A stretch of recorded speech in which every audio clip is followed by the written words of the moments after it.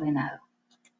Supongamos que tenemos una relación de orden parcial sobre un conjunto A que está representada con este diagrama de Hayes y consideremos un subconjunto de A, por ejemplo, B de E, que lo observamos en esta zona.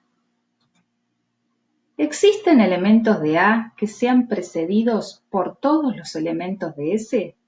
O sea, elementos sí que cumplan que tanto B preceda I, D preceda I, E preceda a I. Si observamos, por ejemplo, G es precedido por D y por B, pero no por E, así que G no nos serviría. F es precedido por E, por D y por B, así que F es candidato. J es precedido por E, por B y por D, así que también es candidato. H es precedido por D, por B y también por E. Por lo tanto, tanto F como J como H cumplen la condición de que todos los elementos de S los preceden. A estos elementos, F, J y H, que preceden a todos los son precedidos por todos los elementos de S, se llaman cotas superiores de S. Fíjense que tiene una relación geográfica. Están todos arriba de S, de todos los elementos de S, en el diagrama de Hayes.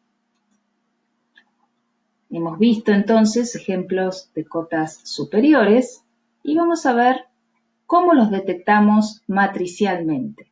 Estamos buscando elementos que tanto B como D como E los precedan. ¿Cómo busco en la matriz a qué elementos precede B? Tengo que buscar en la fila de B. Lo mismo en D, lo mismo en E. Ahora voy a buscar cuáles de los elementos de A son precedidos por B, D y E simultáneamente. Si observo, acá ninguno precede a A, acá solo B precede a B y no D y E, acá tampoco se da coincidencia, acá tampoco, acá entre dos sí, pero con D no precede a E, aquí tanto B precede a F, D precede a F y E también. Estos tres unos simultáneos nos indican que B, D y E precede a F, o sea que F es una de las cotas superiores del conjunto S. Lo mismo sucede con H. Acá tenemos un 1, otro 1 y otro 1. Significa que todos los elementos de S preceden a H y H entonces es otra de las cotas superiores. Un análisis idéntico hacemos con J. B precede a J, D precede a J y E precede a J. Eso está marcado por los unos simultáneos y esto nos indica que J es otra de las cotas superiores. Entonces, el conjunto de cotas superiores está formado por tres elementos que en este caso son F, H y J. La pregunta es, dentro del conjunto de cotas superiores, ¿existe un elemento mínimo? O sea, un elemento que preceda a todos los elementos de este conjunto. Pues bien, dentro de este conjunto, F precede a J, F precede a H y por supuesto, reflexivamente, F precede a F. Por lo tanto, F es el mínimo dentro del conjunto de cotas superiores. Al mínimo dentro del conjunto de cotas superiores, si existe, se lo llama supremo del conjunto S.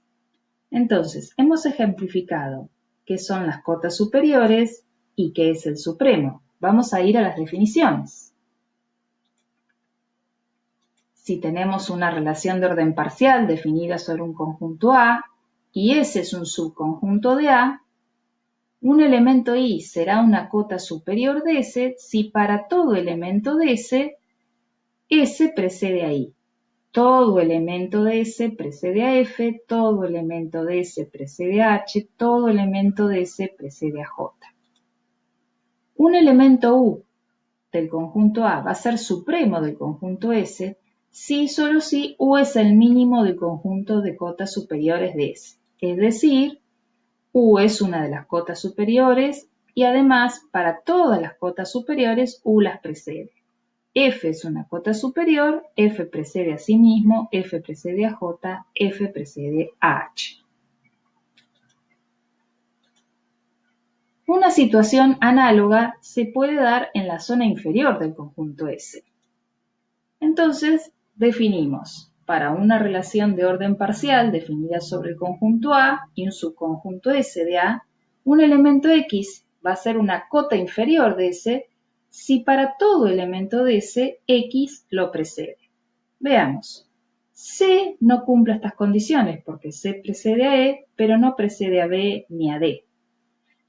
A precede a B, A precede a E y A precede a D, o sea que A serviría.